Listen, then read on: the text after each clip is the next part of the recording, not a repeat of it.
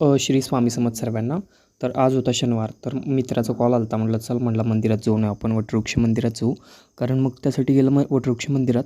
तर वटवृक्ष मंदिरात गेलं आणि शनिवारची खूप गर्दी दिसत होती आणि त्याच वेळेस म्हणजे निवेद्याची वेळ पण झाली होती आणि त्यासाठी लास्ट आमची जी होती ती लास्ट दर्शनासाठी होतं. मग तेवढ्यात आम्ही गेलो दर्शनासाठी.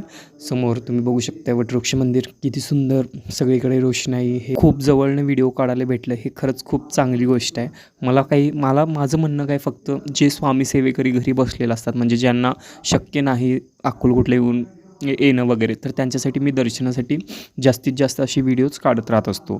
तर त्यासाठी माझं फक्त एकच हेतू असतं की जास्तीत जास्त लोकांना स्वामी दर्शन व्हावे घरी बसल्या ठिकाणी.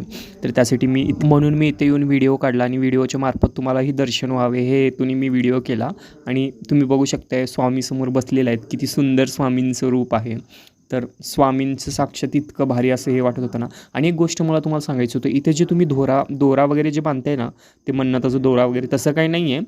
फक्त ते तुम्हाला संरक्षणासाठी आपल्या घरी घेऊन जाण्यासाठी ते दोरा दिलेले असतात, पण तुम्ही तिथे बांधून जाताय असं करत जाऊ नकात.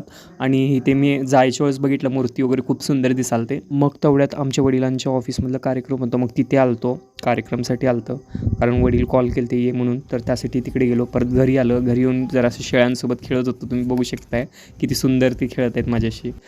तर मग तेवढं झालं की परत 4 वाजले. वहिनींना आणण्यासाठी मग त्यांच्या क्लासच्या इथे बाहेर गेलतो. वहिनींचं वाट बघत थांबलो. मग तेवढ्यात घरी आलं. परत घरी येऊन बघितलं घोडे वगैरे खूप होते आमच्या घरासमोर. त्यांना पाणी इतकं ताण लागलेलं ना, प्रचंड ताण लागलेलं. त्यांच्यासाठी मग बोर वगैरे चालू करून त्यांच्यासाठी पाणी भरला. आणि आजचा व्हिडिओ एवढाच होता. नक्की कमेंट करून सांगा तुम्हाला आजचा व्हिडिओ कसा वाटला. श्री स्वामी समर्थ.